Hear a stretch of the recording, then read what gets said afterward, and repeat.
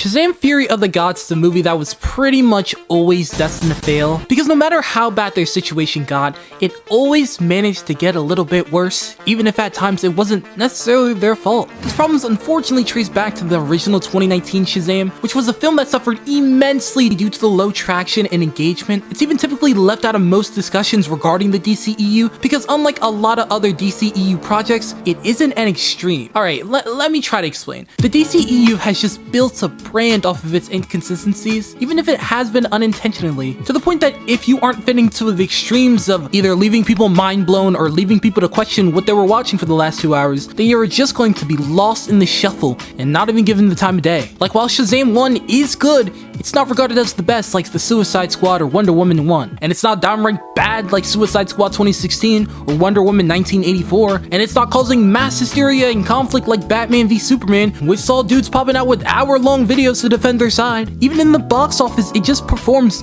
okay, with it being ranked 7th out of the 11th DCEU film's release prior to the release of the sequel. So it's certainly not making any waves for being a big box office buster or anything like that. A simple, well-made superhero project is just out of luck when involved with a company that is constantly trying to make headlines to match its competitors, even if those headlines are at the cost of their actual product's quality. And it doesn't really make it any better when this apathetic sentiment has unfortunately carried over to Shazam's sequel release as well. Now, with this lack of franchise commitment from the audiences, this property is a prime target for this next setback, with it being the biggest reason as to why the sequel was destined to fail, in that it's very likely to face heavy reboots once the DCU comes to light. With the new DC film heads of James Gunn and Peter Safran announcing a whole new cinematic direction for the company, lesser cared for franchises such as Shazam seem to be the first ones up on the shopping block, not necessarily taking out a character from future film lineups, but revamping everything to ground zero, with in some cases replacing the actor entirely, such as with Ben Affleck and Henry Cavill. And while Zachery Levi has not specifically been stated to be let go from the role, those controversies on the side may mean some decisions are still left in the air. Yeah, but I'll get to that later. At the end of the day, DC is trying to create a universe here.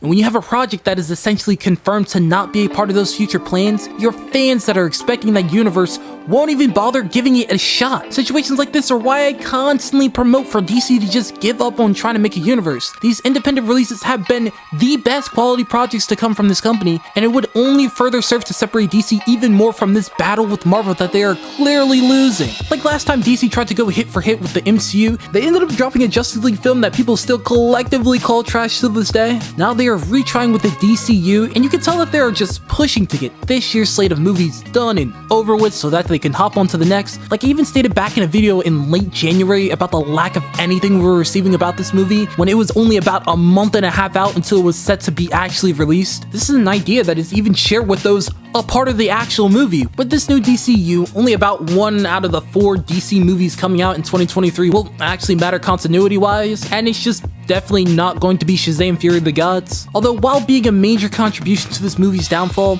if I'm being 100% honest here, the franchise was going to take a hit whether if this reboot was coming or not. Let's start with a lesser impactful yet still notable situation to mention beforehand, which are just the general controversies that the Shazam star Zachery Levi has gotten into, especially online. Alright, he's a pretty out there dude who definitely likes to share his opinions, some of which have not been met with the greatest reception, with him seemingly managing to piss off both sides of the political spectrum, from giving his more conservative views on vaccination, to leaning more liberal on other matters, to going on and supporting other figures who have platforms based on controversial beliefs. Gunn has already put statements out there surrounding not firing someone based on disagreements and ideologies, which he knows a thing or two about, but let's not think of him in the clear until we get full confirmation, as well admittedly being a minute amount of people, a very vocal minority are still giving all these projects that straight up J.K. Rowling treatment. The most in-your-face reason, however, as to why Shazam was going to face problems whether if this reboot came or not, is because of one man.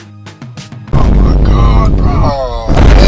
Oh man, what the man? Get your song, bro. Dwayne "The Rock" Johnson has royally effed up any chance for Shazam to be seen in the highest limelight it could because of nothing more than ego, and that's coming from a guy that really likes Dwayne Johnson. But this constant need to be viewed in this heroic manner is detrimental when you are interpreting someone infamous for being that opposing force to good. It's like introducing Red Hood and not having a conflict between him and Batman at first. Just imagine the hype that would have come from Rock embracing those darker aspects for this role he has been hyped up to play for literally 15 years. years, and we can finally see a modern clash of these DC titans, catching additional tension for the major draw that The Rock is, along with Levi having some star power in his own right. The worst part is that Johnson could have had everything he wanted out of this character if he was just a tad bit more patient. Play into that villain role at first to hype up this monumental fight, maybe even making the Black Adam movie a JLA movie in which he absolutely destroys everyone. You plant those seeds of a fight in Shazam 2, and then have a Shazam v Black Adam movie to cap it off. After that, Black Adam would be in the absolute clear to make his change to an anti-hero status, because I'm sure he would gain that credibility by now. And now, people can get their long-awaited fight, the execs get their big bucks, which is all they really care about, and The Rock not only looks strong the entire duration of his time as a villain, but eventually he gets those chances to have his hero moments. And hey, maybe he could get those fights that he was actually looking for, such as Black Adam v Superman. Who knows what could have come from this interpretation, with this matchup quite literally having the potential to be the saving grace for both franchises when faced with this DCU reboot. Instead, we got him trying to fast track his character past critical character building, and he ends up burning bridges along the way. Now there are even reports that he vetoed a Black Adam themed cameo that would connect his movie to the Shazam franchise, as if Black Adam is the main antagonist for Shazam! Now, if you haven't noticed already, I haven't talked much about the actual quality of the movie, and that's because these Shazam films are actually pretty good. The thing about it is that it's never been simply about the movie itself, but more lack of public interest that stems from off-the-camera politics. Shazam! Fury of the Gods is easily top 5 out of the whole DCEU in terms of quality, and debatably a better film than its predecessor. It's a fun family adventure following a surprisingly well-told story of a guy and his complex relationship with his past trauma. Not in a commonly portrayed form of him being depressed while struggling to handle it, but following this abnormal attachment to this family due to this fear of potentially losing them. A product of his past experiences with family, and a great building block to show what really happens after those stereotypical fairy tale endings. This movie admittedly has its flaws, such as being exposition heavy, having awkward stage directions at times, and other times being a glorified skittle dad, but it's overshadowed by having the one thing that a lot of films from DC and Marvel lack, and that's heart. It's the type of heart and character that comes from a truly dedicated and talented cast, because not everyone could have pulled off that movie with as much fluidity as they did. This cast had hitters like Megan Good, Lucy Liu, and future Snow White herself in Rachel Zeglar, capped off with breakout performances from Dylan Grazer and Djimon Honsou. And that's not even half of the big names here. The way that they were able to juggle emotionally tense scenes while never letting up on the jovial undertones of Shazam's character is just another reason to add on to this film's commitment. This movie just has so much good to offer, but it's just the fact that no one cares. So if you haven't already seen this because you know it's going to be rebooted, go check out this movie and pretend it's like an Elseworld story like The Batman, because I can almost guarantee that it's going to be one of those films that isn't going to get the proper flowers until people rewatch it from years from now, and then you're going to have people coming out of nowhere acting all confused as to why this movie initially underperformed. Shazam! Fury of the Gods is an unexpected banger from the DCEU, and it's just unfortunate that factors they couldn't necessarily control have more power over their movie's performance than they do.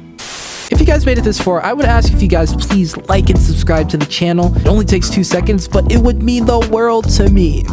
Peace.